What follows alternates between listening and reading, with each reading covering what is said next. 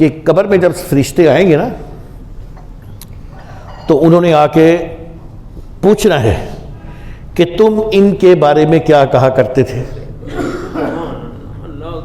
تو میں نے کہا ہمارے خادم حسین رضوی صاحب سے جب پوچھیں گے تو وہ کہیں گے انہیں جانا انہیں مانا، نہ رکھا غیر سے کام، للہ الحمد میں دنیا سے مسلمان گیا. تو میں نے اس طرح اور بزرگوں کی بھی مثالیں دی تھی، اور پھر میں نے کہا تھا میں بھی نہیں بچنا، میں نے بھی پوچھنا ہے کی حال ہے. تو میں نے تو کہنا ہے یار دیکھو فرشتوں، میں نا یہ جو لوگ نمبر 2 کرتے تھے، نمبر 2 بونگیاں مارتے تھے، حدیث کی کتابیں سامنے رکھ کے لوگوں کو گمراہ کرتے تھے، میں انہی لوگوں کے بھید کھولنے کے لیے آیا تھا. اور میں حدیث جو نہیں یہ بیان کرتے نا جس میں میرے اور آپ کے کریم آقا محمد مصطفیٰ صلی اللہ علیہ وآلہ وسلم کی صفات ہوتی ہیں، میں وہ حدیثیں ڈھونڈ ڈھونڈ کے لاتا تھا. اس لیے میں تو انہی کو مانتا ہوں، انہی کو جانتا ہوں، اور اپنے مقتدیوں کو بھی یہی کہتا تھا کہ انہیں جانا انہیں مانا، نہ رکھا غیر سے کام. اور یہ بھی آپ کو میں کئی دفعہ کہہ چکا ہوں، کامیابی صرف اسی کو ملنی ہے جو نبی علیہ الصلوۃ والسلام کے قدموں تک پہنچ گیا. تو آئیے آج کی حدیث سماعت کرتے ہیں. بخاری شریف ہے جی. انٹرنیشنل نمبر بتاتا ہوں، جس طرح وہ صاحب انٹرنیشنل نمبر بتاتے ہیں اس لیے میں بھی انٹرنیشنل نمبر ہی بتاتا ہوں تاکہ کسی کو ڈھونڈنے میں کوئی مشکل پیش نہ آئے. نیٹ پہ لکھ لیں بخاری شریف یہ نمبر، حدیث سامنے آ جائے گی. یوٹیوب پہ لکھ لیں، گوگل پہ لکھ لیں، آج کل اور بھی آ گئی ہیں چیزیں، جہاں دل کرے لکھ لیں، انشاءاللہ تعالیٰ یہی حدیث سامنے آئے گی. حدیث نمبر ہے جی 418. امام بخاری اس کو روایت کرتے ہیں اور اس کے راوی ہیں حضرت ابو ہریرہ رضی اللہ تعالیٰ عنہ. رسول کریم صلی اللہ علیہ وآلہ وسلم نے فرمایا کیا تم یہ گمان کرتے ہو کہ میری توجہ صرف قبلہ کی طرف ہوتی ہے، میں کسی اور طرف نہیں دیکھ سکتا، پس اللہ کی قسم مجھ پر تمہارا خشوع مخفی ہے اور نہ ہی تمہارا رکوع مخفی ہے. بے شک میں تم کو اپنی پیٹھ کے پیچھے بھی دیکھتا ہوں. یہاں رک کر کے میں پہلے آپ کو ایک بات بتانا چاہتا ہوں، ذرا سنیے گا. یہاں 2 چیزوں کا ذکر ہے، ایک رکوع، ہم میں سے 80% لوگ رکوع غلط کرتے ہیں، پورا 90 کا اینگل نہیں بناتے، پورا 90 کا اینگل نہیں بناتے. اور رکوع نظر بھی آتا ہے. قاری صاحب رکوع کریں گے میں دیکھ رہا ہوں گا، آپ کریں گے آپ دیکھ رہے ہوں گے، سب کو رکوع نظر آتا ہے.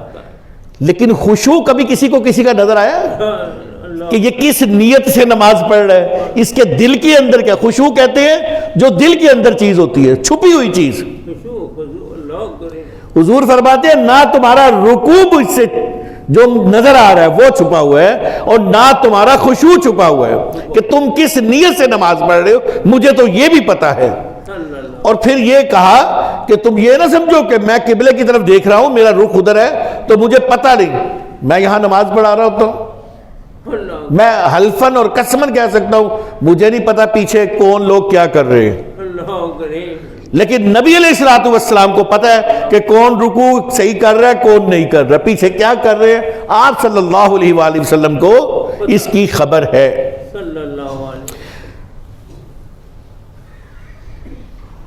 آج جو سورہ بقرہ کی آیت آئی وہ منافقوں کے بارے میں تھی، آخری آیت. ان کو منافق کیوں کہتے ہیں؟ کیونکہ وہ نبی علیہ الصلوۃ والسلام کی ذات پر حملے کرتے تھے. کہتے تھے دیکھو جی ویسے نبی بندے نے یہ پتہ ہی نہیں ہے کہ ان کی اونٹنی گم ہوئی ہے وہ کہاں ہے.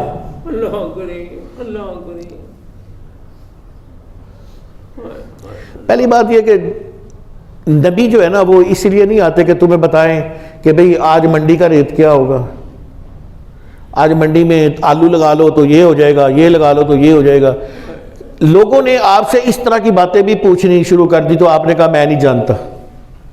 تو منافقوں نے کہا دیکھو جی آج کے منافق لے لیں یا تب کے منافق لے لیں، جو مرضی لے لیں، میں سب کو ہی شامل کر رہا ہوں اس کے اندر، آج کے لے لیں یا تب کے لے لیں. دیکھو جی نبی نے کچھ نہیں پتا، نبی کو تو دیوار کے پیچھے بھی نہیں پتا. میں بڑی عاجزی کے ساتھ کہوں گا کہ میرا رخ ادھر ہو تو ادھر میں پیچھے نہیں دیکھ سکتا، یعنی دیوار ہو گئی نا، تو حضور تو پیچھے دیکھ سکتے ہیں، حضور دیوار ہوئی۔ اور دوسری بات یہ ہے، اگر ہمیں بخاری شریف واقعی آتی ہو، واقعی ہم محبت رسول میں پڑھتے ہوں، تو وہ حدیث بھی یاد رکھا کریں کہ نماز کی حالت میں حضور نے یوں ہاتھ کیا اور واپس کر لیا۔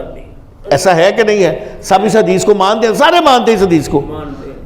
صحابہ نے پوچھا یا رسول اللہ، نماز میں ایک عجیب سا عمل دیکھا، آپ نے ہاتھ ایسے آگے کر کے پیچھے کر لیا، کہا میں جنت سے ایک خوشہ توڑنے لگا تھا پھلوں کا، بعض روایات میں انگور کا، ہے کہ نہیں؟ سب نے پڑھا نا؟ مجھے بتاؤ، یہاں کھڑے ہو کے مسجد نبوی میں کھڑے ہو جائیں، ممبر پہ کھڑے ہو جائیں، حضور کے محراب میں کھڑے ہو جائیں، آپ کھڑے ہو جائیں، اللہ آپ کو توفیق دے کھڑے ہونے کی، مجھے بتائیے کس کا ہاتھ جنت میں پہنچے گا؟ کس کا؟ تو پھر میں یہ کہہ دوں، بے جھجک یہ کہہ دوں، بھائی راستے میں دیوار ہی کوئی نہیں تھی، کیا خیال ہے؟ بے شک کوئی دیوار، تم کہتے ہو حضور کے دیوار کے پیچھے کا علم نہیں، میں کہتا ہوں راستے میں دیوار ہی کوئی نہیں، دیوار ہی کوئی نہیں، اللہ کرے۔ جب دیوار ہی کوئی نہیں، راستے کھلے ہیں، جدھر مرضی دیکھیں، پیچھے دیکھیں یا آگے دیکھیں۔ اور یہ میں گھر سے نہیں بنا کے لایا، یہ جو لوگ دن رات بخاری بخاری بخاری، تو کسی صحابی نے حضور کو کہا یا رسول اللہ یہ جو بندہ ہے نا، یہ کہہ رہا ہے کہ حضور کو اپنی اونٹنی کا نہیں پتا۔ تو نبی علیہ السلام جلال میں آئے، کھڑے ہوئے، کہا کہ جاؤ فلاں جگہ پہ، فلاں جنگل میں، فلاں پتھر کے نیچے اس اونٹنی کی جو رسی ہے نا وہ پھنسی ہوئی ہے۔ اللہ کرے، اللہ کرے، نہیں سمجھ آئی؟ اونٹ کی رسی پھینک گئی۔ اور بھئی دین اب اس لیے لی کہ آپ اپنی اونٹنی کے گم ہو گئی ہے تو اس کے لیے، انبیاء اللہ کی رضا میں راضی ہوتے ہیں، یہ چھوٹی چھوٹی معمولی باتیں ہوتی ہیں، لیکن جب ایک منافق نے جملہ کسا تو پھر حضور نے یہ بتایا بھی نہ، حضور وہاں سے گئے نہ، اللہ کرے، وہیں بیٹھے بیٹھے کہ کیا کہا، فلاں جگہ پہ فلاں پتھر کے نیچے فلاں جنگل میں میری اونٹنی کی رسی پھنسی ہوئی، جاؤ اسے وہاں سے جا کے لے گیا۔ اللہ کرے، اللہ کرے۔ مسجد زرار بنائی گئی، اللہ ہو، آپ کو نماز کے لیے بلایا گیا، آپ نہیں گئے، پھر بلایا گیا، نہیں گئے، کہا کیوں بنائی ہے؟ وہ جی بوڑھے لوگ آ نہیں سکتے تو ہم نے اس لیے بنائی ہے۔ اللہ تعالیٰ نے قرآن نازل کر دیا اللہ کرے، کہ پیارے تم اس مسجد میں کھڑے نہ ہونا، اللہ کرے، تم اس مسجد میں کھڑے نہ ہونا۔ تو پھر ہر مسجد کیوں، انہوں نے منافقین نے مسجد کیوں بنائی تھی؟ وہاں پہ بیٹھ کے اسلام کے خلاف، حضور کے خلاف باتیں ہونی تھی۔ اللہ کرے، کیا ہونا تھا؟ باتیں ہونی تھی۔ تو اللہ تعالیٰ کے نبی نے حکم دیا کہ اس مسجد کو جا کے جلا دو اور اس کی جگہ پہ کوڑا پھینکا کرو، اللہ کرے، وہ کوڑے والی جگہ بنا دی۔ پتہ چلا جس مسجد میں یا جس گھر میں یا جس چوک میں، میری باتوں کا برا لگتا ہے، لگتا رہے، اللہ کرے، جس مسجد میں، جس گھر میں، جس چوک میں، جس دکان پہ، جس جگہ پہ، اللہ کرے، جس بھی جگہ پہ کھڑے ہو کے نبی علیہ السلام اور اسلام کے خلاف بات کی جائے، وہ مسجد زرار کے زمرے میں آتی ہے، بات ختم۔ ہم زیادہ بحث میں نہیں پڑھتے۔ اور جس جگہ پہ بھی، جس گھر میں بھی، سبحان اللہ، جس جگہ پر، جس گھر میں، جس شہر میں، جس دکان پہ نبی علیہ السلام کی صفات بیان ہو، سبحان اللہ، صلی اللہ علیہ، وہ متبرک جگہ ہے، وہاں رحمتیں ہی رحمتیں نازل ہوتی، وہ متبرک جگہ ہے اور وہاں صرف رحمتیں ہی رحمتیں نازل ہوتی ہیں۔ تو حضور فرماتے ہیں کہ میں تمہارا خشوع بھی جان لیتا ہوں اور تمہارا رکوع بھی۔ رکوع تو نظر آتا ہے لیکن خشوع جو ہے وہ نظر نہیں آتا۔ اور پھر اس کی تشریح بڑی لمبی ہے اور وقت تقریباً ختم ہوا چاہتا ہے، تو میں نے اپنے نبی کی صفات بیان کرنی تھی، وہ میں نے کر دی ہیں۔ پھر ایک اور بڑی مشہور بات، ہم اس اپنی مسجد میں عشاء کے بعد، پتہ نہیں بعض لوگوں کے نزدیک یہ بدعت ہوگی، بعض لوگوں نے کہا جی کہ آپ نے کیا کام شروع کر دی ہے، تو تو میں نے مسلم شریف کی ایک حدیث بھی پڑھ رکھی ہے، وہ بھی آپ کو سنا دیتا ہوں کہ جو اچھا کام ایجاد کرے گا اس کے اوپر جتنے لوگ عمل کریں گے ان سب کو بھی ثواب ملے گا، اور جو اس کام کو شروع کرے گا اس کو ان سب کے ثواب کے برابر ثواب، اور جو برا کام شروع کرے گا برے سب کو بھی ملے گا، اور ان ساروں کا اکٹھا ہو کے، اب جس نے سینما بنایا ہے، جب سینما دیکھنے جاتے ہیں تو سب لوگوں کو گناہ ملتا ہوگا نا کہ ثواب لابدہ ہوئے گا؟ گناہ ہی ملتا ہوئے گا نا۔ برہنہ نیم برہنہ عورتوں کو دیکھنا، ناچتی ہوئی پھڑکتی ہوئی عورتوں کو دیکھنا، اس سے یقیناً ہم اپنی آنکھوں کی حفاظت نہیں کر سکتے، تو پھر ہمیں گناہ ہی مل رہا ہے۔ ایسا ہی ہے، ٹھیک ہے جی۔ تو جس نے، مجھے بھی ملا، میں نے دیکھا، اور جس نے بنایا، جتنے لوگوں نے دیکھا، سب کو اس کا گناہ ملا، ایسا ہی۔ اب ہم نے عشاء کے بعد یہاں پر دیکھیے، عشاء کی نماز ہوتی ہے، عشاء کے بعد 2 سنتیں پڑھی جاتی ہیں، پھر 2 نفل پڑھے جاتے ہیں، پھر 3 وتر پڑھے جاتے ہیں، پھر 2 نفل پڑھے جاتے ہیں، پھر قاری صاحب درود پاک پڑھتے ہیں، پھر دعا منگواتے ہیں۔ عشاء کی نماز کا ٹائم مسجد کے لحاظ سے ختم ہو گیا ختم۔ اب قاری صاحب بیٹھ کے پڑھتے ہیں اعوذ باللہ من الشیطان الرجیم بسم اللہ الرحمن الرحیم تبارک الذی بیدہ الملک وہو، قاری صاحب سورۃ ملک پوری پڑھتے ہیں۔ اب کوئی کہے میری نماز ڈسٹرب ہو رہی ہے، تو آپ 5 منٹ بیٹھ جاتے، آپ ڈبل ثواب لیتے، سورت بھی سن لیتے، بعد میں نماز بھی پڑھ لیتے۔ کیا خیال ہے؟ یہ کام اس فقیر نے یہاں شروع کیا ہے، اور میرا ایمان ہے کہ جتنے لوگ سنتے ہیں اس کے بعد ساروں کا اکٹھا ہو کے ثواب مجھے بھی مل رہا ہے۔ اللہ، یہ بدعت نہیں ہے، یہ کوئی برا کام نہیں ہے۔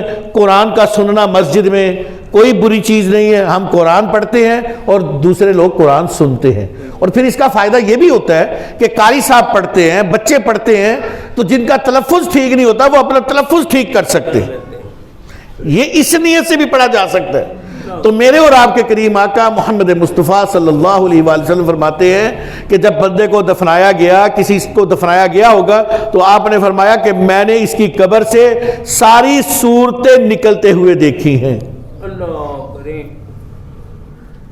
ہم بھی دفنانے جاتے ہیں، ہم نے تو آج تک کسی کو نکلتے دیکھا نہیں ہے، ہماری آنکھ میں ایسی طاقت کہاں؟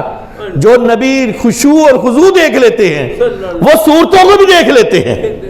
آپ فرماتے ہیں کہ میں نے ساری صورتوں کو نکلتے دیکھا سوائے سورہ ملک کے۔ اللہ کریم، اللہ کریم۔ یہ اپنے پڑھنے والے کی سفارش کرتی ہے،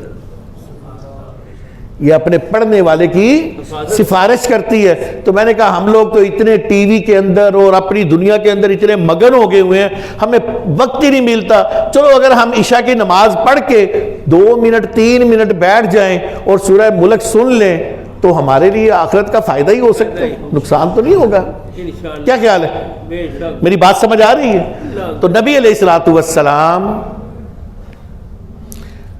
حدیث پاک دوبارہ نمبر سن لیجئے، کچھ لوگوں نے تنقیدیں کرنی ہیں، ان لوگوں کے لیے یہ حدیث نمبر میں بتا رہا ہوں، یہ انٹرنیشنل نمبر ہے، اور جو ٹی وی پہ اور اس پہ بیٹھ کے دن رات چیختے ہیں اور ہمارے نبی کی تعریفیں ان سے نہیں ہو سکتی، ان لوگوں کو سمجھانے کے لیے کہ میں وہ حدیثیں انشاءاللہ تعالی ہر جمعے نکال کے لایا کروں گا جب تک میری زندگی ہے، جس میں میرے نبی کی صفات ہی ہوا کرے گی۔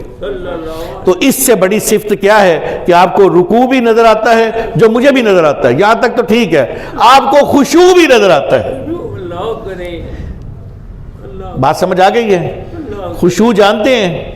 دل کی کیفیت، حضور کو وہ بھی پتہ ہے۔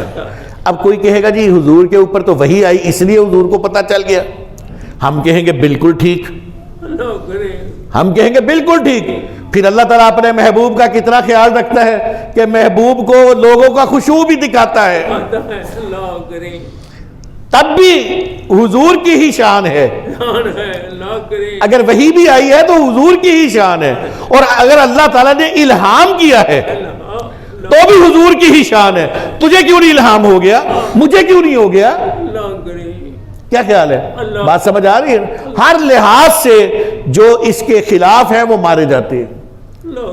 تو بھائی نبی علیہ الصلوۃ والسلام کی تعریف اور توصیف سیدی مرشدی امام اہل سنت امام اعلیٰ حضرت فرماتے ہیں کہ حضور کی اتنی تعریف کرو کہ جہاں دل کرتا ہے ملا دو، بس حضور کو کبھی اللہ نہ کہنا، اللہ کریم، حضور کو کبھی سجدہ نہ کرنا، اللہ کریم، تعریفیں جتنی کر دیے کرو۔ وَتُوَزِّرُوهُ وَتُوَقِّرُوهُ، قرآن نے بھی یہ کہا کہ میرے محبوب کی خوب تعریف کرو اور خوب توقیر کرو اور خوب عزت کرو۔ تو اللہ ہمیں حضور کی عزت کرنے کی توفیق عطا فرمائے۔ اللہ تعالیٰ میرا اور تمہارا حامی و ناصر ہو، وما علینا الا البلاغ۔